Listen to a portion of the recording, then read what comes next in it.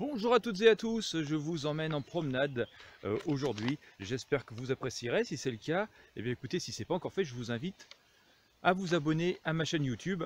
C'est tout simple, il vous suffit de cliquer sur le bouton s'abonner juste sous cette vidéo. Cliquez également sur la petite cloche de notification à côté pour être sûr de ne rien manquer, de ne rien rater. Ça vous permettra donc de recevoir une alerte par YouTube lorsque je publie une nouvelle vidéo.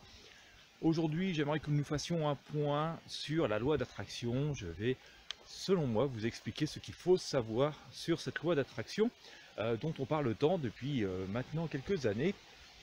Entre croyance et réalité, voilà, on va dire grosso modo, pour schématiser en introduction de ce contenu, la loi d'attraction, c'est le fait par la pensée positive ou négative, on va plutôt dire, on va essayer de rester positif, donc on va dire le fait par la pensée, aussi positive soit-elle, d'apporter des choses positives dans sa vie. Alors, il y a des gens qui pensent que c'est quelque chose de très mystique, de très magique, de très mystérieux. J'ai envie de vous dire tout de suite, détrompez-vous, cela n'a rien de mystique, de magique, de mystérieux. La loi d'attraction, c'est quelque chose de très universel, de très naturel. Tout simplement, pensez à l'attraction terrestre, pensez à l'attraction entre deux aimants, et vous verrez que c'est tout à fait, vous pouvez constater que c'est quelque chose de tout à fait naturel, comme penser à l'attirance entre deux personnes qui ont un coup de foudre et qui tombent amoureuses. Vous voyez, tout ça c'est très très naturel, et il n'y a absolument rien de mystique dans cette loi d'attraction. Donc entre canular et réalité, on va dire que s'il y a canular, c'est surtout dans le fait que certaines personnes vous laissent croire qu'il suffit de penser à quelque chose assez fort et sans trop expliquer comment pour que tout tombe du ciel. Il suffirait de penser qu'on a gagné au loto pour que ça tombe automatiquement. C'est pas si simple que cela, et c'est ce que je vais essayer d'aborder avec vous dans cette vidéo. N'oublions pas non plus, alors que voilà, on a mis un terme, nous avons mis le terme loi d'attraction sur quelque chose finalement qui est assez naturel, qui est enseigné depuis des millénaires dans toutes les civilisations, sans vraiment qu'on ait posé de nom sur cet enseignement, sur cette évidence, sur ce qui semblait assez évident. Comme je vous l'ai expliqué tout à l'heure, la loi d'attraction est une évidence, l'attraction terrestre, l'attraction des aimants, l'attraction entre deux êtres qui ont un coup de foudre, et donc c'est quelque chose d'assez naturel, mais cet aspect naturel va quand même juste donner une impulsion. Ce sont nos comportements ensuite qui vont quand même influer assez fortement sur le résultat de cette fameuse loi d'attraction. Il faut savoir qu'il y a plein d'expériences qui ont été faites, notamment en physique quantique. Je vous invite également à voir les expériences du docteur Masaru Emoto, excusez-moi si j'ai écorché le nom, le docteur Masaru Emoto, qui a fait une expérience avec la mémoire de l'eau. Je vous invite à voir une expérience sur le riz que j'ai faite moi-même. D'ailleurs, vous retrouverez cette expérience sur ma chaîne YouTube. Alors bien entendu, l'expérience n'est pas de moi, du bon nombre d'autres personnes l'ont faite, mais j'ai voulu la faire aussi, je l'avais partagé avec vous il y a à peu près un an de ça. On s'aperçoit que la pensée a une force colossale sur les éléments qui nous entourent, sur les événements qui nous entourent. On a eu des tests aussi de faits aux États-Unis, je crois, sur le vieillissement des personnes. Voilà, des personnes qui s'imaginer vieillir, ou finalement voilà, penser à leur vie pas plus positivement que ça, continuer à vieillir, et puis des personnes qui se visualisaient jeunes, s'étaient entourés d'objets de leur jeunesse et écoutaient par exemple de la musique de leur jeunesse, etc. Finalement avaient des signes de rajeunissement en quelque sorte, c'est-à-dire par exemple la baisse de la tension artérielle, etc., etc. Donc c'est assez intéressant de noter qu'on a quand même des preuves, on va dire scientifiques, voilà, qui sont mesurables, que notre pensée a une influence sur tout ce qui nous entoure, et donc ça a aussi une influence sur nos actions, et donc ça a aussi une influence sur l'énergie que nous faisons rayonner autour de nous, et donc sur cet appel à l'univers hein, invisible auquel nous faisons partie. Ce n'est pas forcément la pensée en elle-même. Hein, il ne s'agit pas de penser positivement pour qu'automatiquement les choses arrivent. Il ne suffit pas de se dire, comme je l'ai abordé tout à l'heure, il ne suffit pas de se dire je vais gagner au loto pour que ça y est, on gagne au loto. D'accord? C'est pas si simple que ça. Mais on va dire que la pensée en elle-même va attirer des énergies qui vont faire que des choses positives, dans le sens où vous les avez pensées, vont se produire. Donc voilà. Pour que ça fonctionne quand même, je vais faire quand même un point assez précis et détaillé pour que vous puissiez utiliser vous-même la pensée positive et donc faire fonctionner la loi d'attraction. Hein, les deux vont ensemble. Il faut déjà savoir qui vous êtes. D'accord? Ça, c'est quelque chose d'assez important. Il faut déjà savoir qui nous sommes.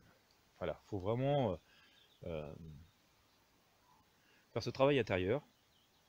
Parfois réfléchir à sa vie, parfois réfléchir à ce qu'on aime, à ce qu'on n'aime pas, ce qu'on aimerait, sans se comparer à d'autres non plus. Voilà, il faut savoir juste qui on est. Ni en se faisant trop de compliments, ni en se critiquant, ni en se dévalorisant, ou juste faire finalement l'état des lieux, hein, ce que l'on aime, ce que l'on n'aime pas, qui nous sommes, qui nous ne sommes pas. Et ça, c'est une première chose, savoir qui nous sommes. Ensuite, lorsque l'on s'adresse finalement à l'univers pour obtenir des choses, donc par le phénomène de la loi d'attraction, pour déclencher les énergies qui vont faire que ce que nous souhaitons se produise, il faut avoir une question précise, comme en voyance. C'est exactement la même chose, je le dis souvent, lors des consultations privées que je donne, si vous n'avez pas de questions précises, si c'est brouillon, vous n'aurez pas de réponse précise, vous aurez une réponse brouillon. Une grande partie du résultat d'une voyance vient de la question. Et donc, c'est pour ça que des fois je peste et je le mets souvent sur ma page où je propose mes consultations. Ça sert à rien de poser 36 questions dans 10 domaines différents, parce que au final, votre voyant, donc moi ou un autre, se retrouve avec 360 questions à répondre, et donc d'emblée vous brouillez les cartes, quoi. C'est confus dans votre esprit, ça va être forcément confus dans l'univers, dans l'énergie que vous projetez, et donc forcément vous aurez une réponse approximative et précise. Donc c'est pareil pour la loi d'attraction. Pour la loi d'attraction, ayez une question précise. Pourquoi? Je veux ça pour telle raison. Voilà, ça c'est très important, et ça doit s'en tenir à cet aspect-là pour que vous puissiez espérer avoir des retours. Il faut qu'il y ait aussi un alignement, hein, on en revient un peu à mon premier point de savoir qui l'on est. Il faut être en accord avec soi-même, c'est-à-dire si vous souhaitez quelque chose particulier, si vous souhaitez obtenir accéder à quelque chose bien précis dans votre vie, hein, que ce soit personnel, professionnel ou autre, mais qu'en même temps vous vous faites tous les reproches du monde à ce sujet, en vous disant de toute façon vous êtes incapable à ceci, à cela, et que puisque vous êtes incapable à ceci, cela, le seul moyen d'y arriver c'est la loi d'attraction ou rien du tout, autant dire ça va pas marcher du tout, d'accord?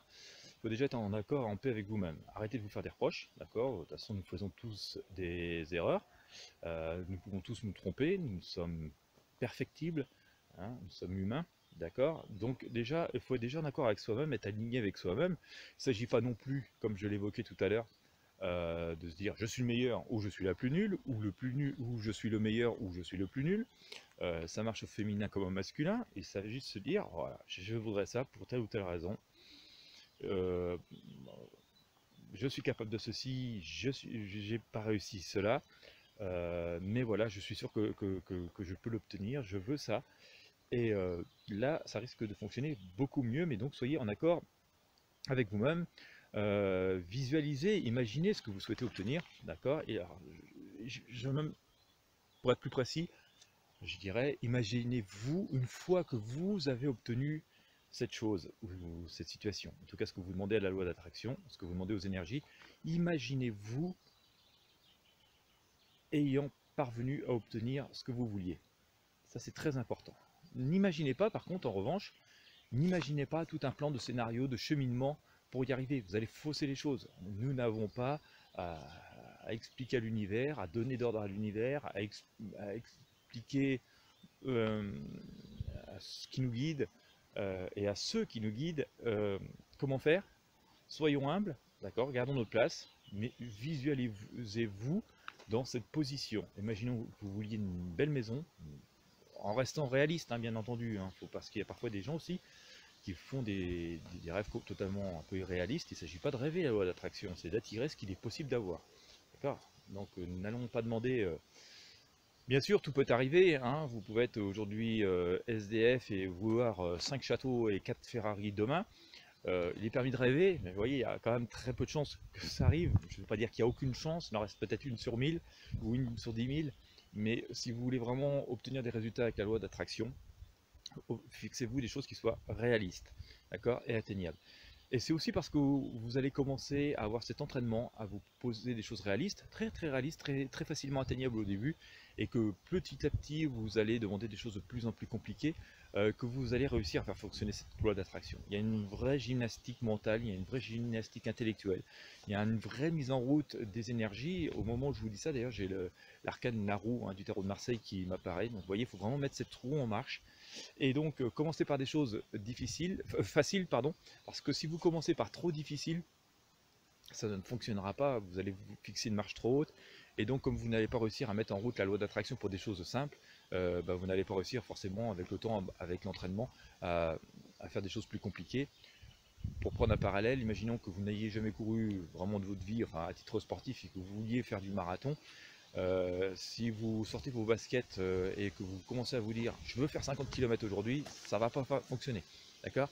Allez, dites-vous je vais faire 500 mètres aujourd'hui, et puis dans un mois je fais 1 km, et puis petit à petit vous augmentez la difficulté. Là vous avez des chances de réussir. C'est pareil pour la loi d'attraction, commencez par des choses simples, d'accord, et puis petit à petit vous allez, au fur et à mesure des succès que vous allez en rencontrer, pouvoir rendre les choses un peu plus complexe. Soyez en forme, hein, physiquement, moralement, soyez en forme. Alors moralement, on va dire c'est assez simple, hein, croyez en vous, c'est tout. Soyez objectif avec vous, sans vous culpabiliser, sans vous encenser, sans vous mettre l'objectif trop fort. Soyez vous, mais soyez en bonne santé. Donc surtout, eh ben, là, influez, soyez en bonne santé physique, évitez tout abus, tout excès, la fumée, la cigarette, l'alcool, et les trucs trop sucrés, trop salés. Enfin, vous voyez, restez en forme aussi autant que possible. Pensez à dormir aussi, c'est très très important. Une bonne manière aussi d'accéder, renforcer, hein, l'impact de vos demandes à l'univers, c'est tout simplement d'employer les mots, d'employer la voix, comme tout simplement exprimer oralement ce que vous souhaitez, même si vous êtes seul, exprimez oralement. Euh, Comme je vous le disais tout à l'heure, on s'est aperçu que la pensée influait sur les choses qui nous entourent. Imaginez que quand vous exprimez euh, quelque chose, ben vous faites travailler non seulement la pensée, donc vous projetez une pensée, mais en plus vous projetez les vibrations de la voix, vous l'exprimez oralement, et puis ça renforce l'impact même psychologique, hein, de l'action que vous êtes en train de faire, et donc ça renforce encore la pensée, et ça va renforcer votre loi d'attraction. Vous pouvez même vous regarder dans un miroir en prononçant les mots, en vous regardant bien droit dans les yeux, vous verrez, ça va quand même décupler concrètement, hein, ça va décupler concrètement votre demande, et donc améliorer cette activation des énergies qui nous entourent, et donc commencer à mettre en place, hein, des choses positives que vous souhaitez.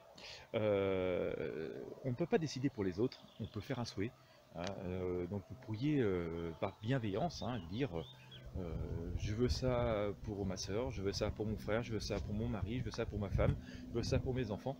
Ça va pas forcément fonctionner parce qu'on ne peut pas décider pour les autres, et chacun a son libre arbitre. Votre idéal n'est pas forcément le leur. Ça peut paraître cruel comme ça, parce que souvent on pense faire le bien. On ne peut pas décider pour les autres, mais on peut faire un souhait, hein. Vous pouvez souhaiter pour la personne, vous pouvez souhaiter que la personne aille mieux et envisage le mieux pour elle, ça c'est tout à fait faisable, parce qu'il faut savoir, c'est que la loi d'attraction, c'est quand même très axé sur l'amour universel, donc on respecte les autres et on ne décide pas pour les autres. Hein, voilà, c'est aussi un petit parallèle qu'on peut faire avec la voyance. On ne peut pas décider pour vous. C'est aussi pour ça que je fais toujours mes voyances au conditionnel. D'ailleurs, chacun a son libre arbitre, chacun a la possibilité de choisir et doit garder cette indépendance par rapport à sa vie. Et donc, voilà, on ne décide pas pour les autres. On peut espérer, on peut souhaiter, mais on ne décide pas pour les autres. Par contre, vous pouvez décider pour vous, et vous verrez aussi que pour que la loi d'attraction fonctionne vraiment très fort, eh ben, il faut associer la pensée à une action. Il ne s'agit pas non plus de béatement se dire, bon, voilà, j'ai décidé de sortir de la rue, d'accord, j'ai décidé de, de, de changer de métier.